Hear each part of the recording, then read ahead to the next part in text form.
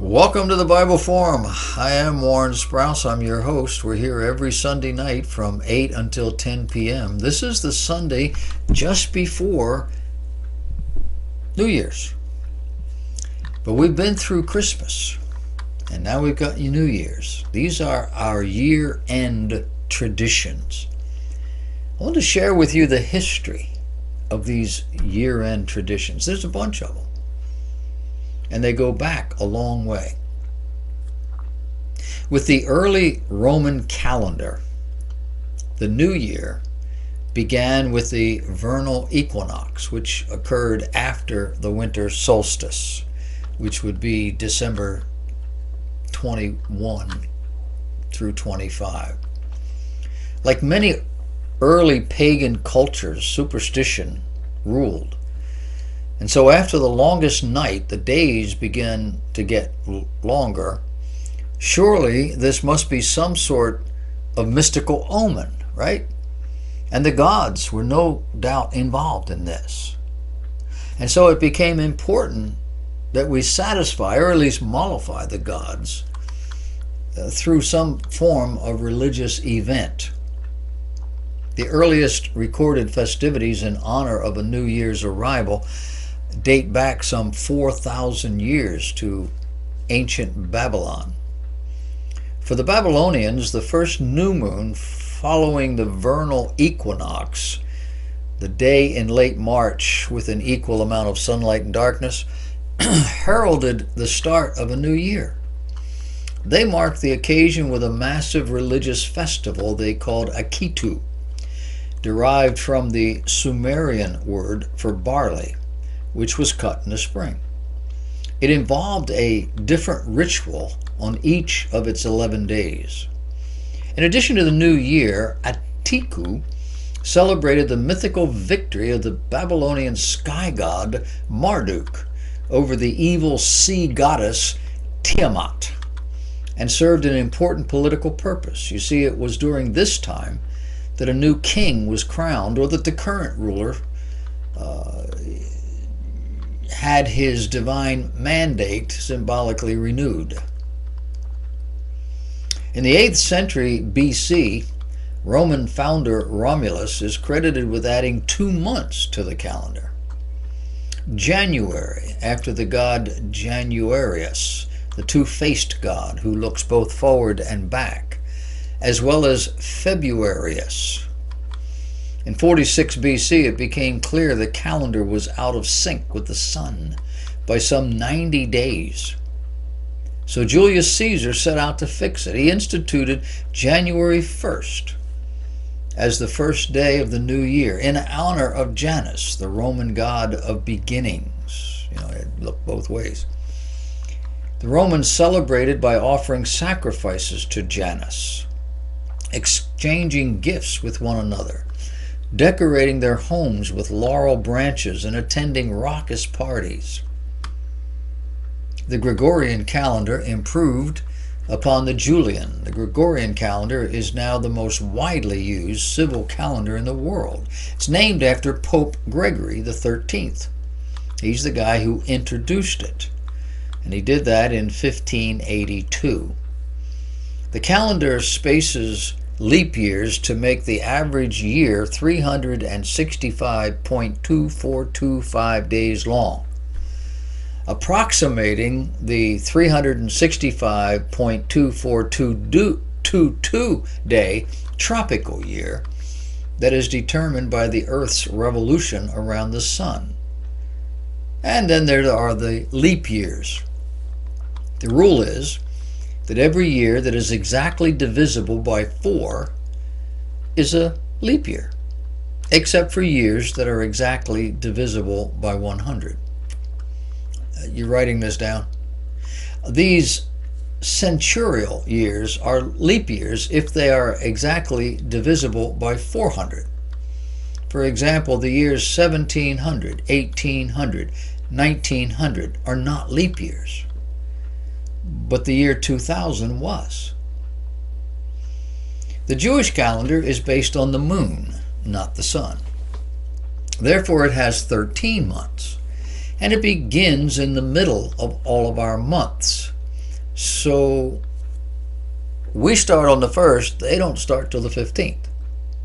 And every so many years, a 14th month is added, roughly every 3 years, except for one, which is a 2-year cycle, to keep the cycle oriented properly. You're writing it down? The current cycle began on October 2nd, 1997. The Jewish calendar begins with March 15th. In many English-speaking countries, the practice of making resolutions for the new year is thought to have first caught on among the ancient Babylonians, who made promises in order to earn the favor of the gods and start the year off on the right foot. They would reportedly vow to pay off debts and return borrowed farm equipment. 21st century Europeans tend to embrace bits and pieces of these ancient phobias and superstitions, and all the time adding their own superstitions wherever those superstitions dominated the particular culture. Like what? Well, like Jesus was born on December 25th. When you set up your nativity scene for the holidays, you may not realize it, but you are being influenced by 13th century Roman Catholicism, 1223 AD to be precise. Their designated saint, Francis of Assisi, started that tradition. In Germany, it's Odin, flying through the air, observing his people and deciding which he would bless and which he would curse. The Roman Saturnalia was as pagan and hedonistic a celebration as you can imagine, honoring the god of agriculture, Saturn. At the end of December, Romans celebrated Juvenalia, a feast honoring the children. You starting to see patterns here?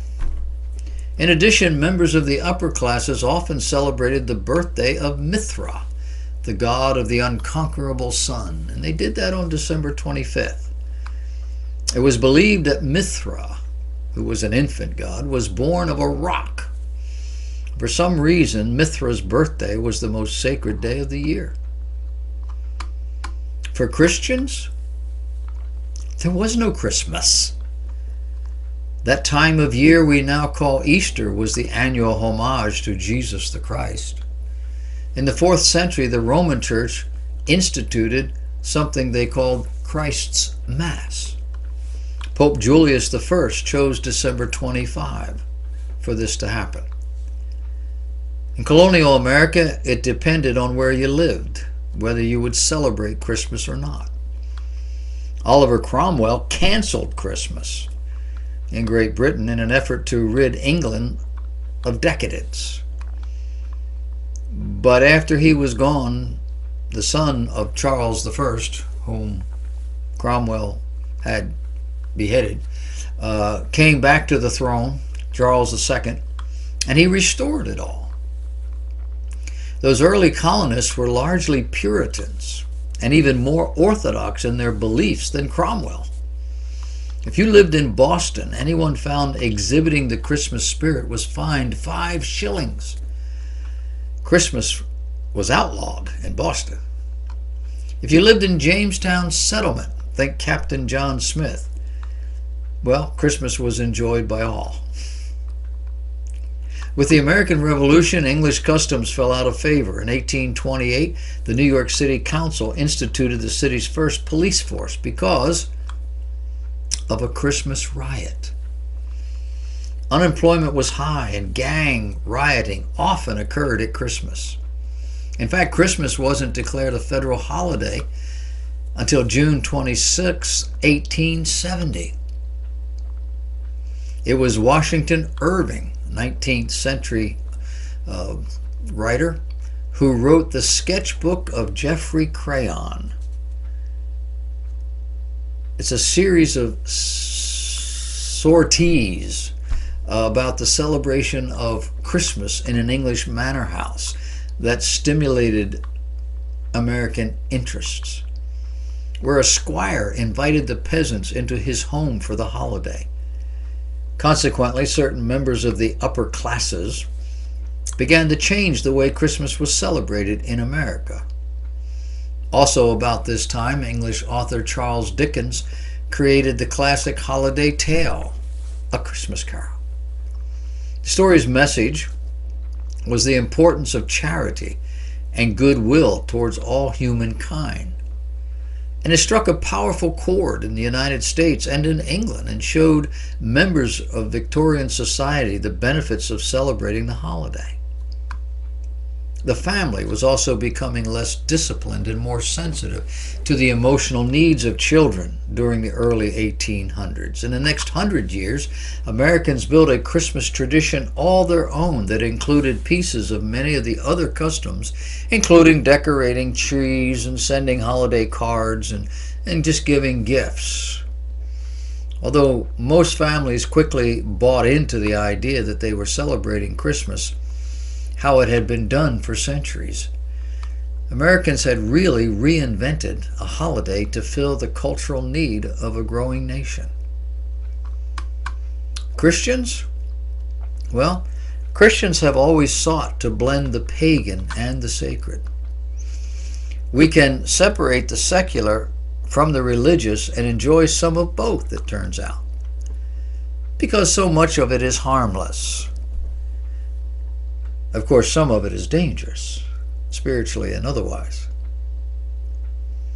It is harmful to give children a holiday that features presents they don't deserve. It is basically harmful to do that. To the extent that they believe they're entitled to expensive and dangerous toys and technologies, it is harmful. And American children are among the wealthiest people on earth.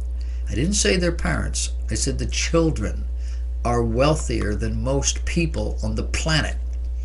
And it's a wealth they did not earn. It's a wealth they largely do not deserve. It's a wealth that colors their perception of life, influencing them toward laziness and entitlement. Today, employers complain that young people under the age of, say, 35 are some of the most self-centered and entitlement-oriented people they've ever seen. One man told me that he sets up 10 interviews and only two people show up. And of the people he hires, they may just work a few weeks. One employer told me days, and then they just don't come back. They don't tell anybody they're quitting. They just simply don't show up. Another man said, I train people to do the job I know how to do and do well. He's not the owner of the business, he's an employee. And once they have learned the skills, they leave the company and find better paying jobs, or jobs easier, or jobs closer to their homes. They just walk out one day and never come back. Don't say a word. Why? Well, because 21st century parenting only involves making sure the child has everything it needs and wants, or at least what everyone else has. The child is never to experience defeat or failure, even in school. And if it looks like they are, it must be the teacher's fault. Parents go to the teachers and scream and holler at them. That's what the teachers tell me. The child is never to be told they're wrong or bad. That may not be right or nice, but you're not bad. The child is never to be denied anything it throws a fit to get. And all of this, parents are creating monsters. Little people who grow into older people, and older people who have an entitlement mentality. Young adults with no godly values, no decent social values. Why? Well, largely due to parental guilt. You see, the parents are working a lot. Both of them are out of the home. And they're not available to their child the way all parents have and need to be. At the same time, they refuse to face up to the reality that their desire for wealth is at the expense of their children. And on the larger spectrum, at the expense of the next generation. And it's all Christmas's fault. No. But Christmas ties in, leads in, plays a big part in it. I remember when my children were younger, probably young teenagers, I was pastoring a church in New Jersey, and a parent came to the house late about 8 o'clock one evening. It was after Christmas, and we didn't have cell phones in those days, and I guess they had a problem or whatever. She wanted to use the phone. And so they came in, and of course they could see the gifts that our children had displayed under our tree. And she told me later that it shocked her. She said each of her children got more than that. I had 3 children. Each of her children got more than that. And I know one of her children got a whole ski outfit, skis and all the rest of it. And another child had gotten something that was equally outrageously expensive. They thought we were terrible parents. Their children didn't make it to high school before they started acting out, and the parents had serious problems with them. Christmas didn't cause it. Maybe guilty parents do. I don't know. Every situation is different. But we're not doing our kids a favor by giving them everything they want. Just saying.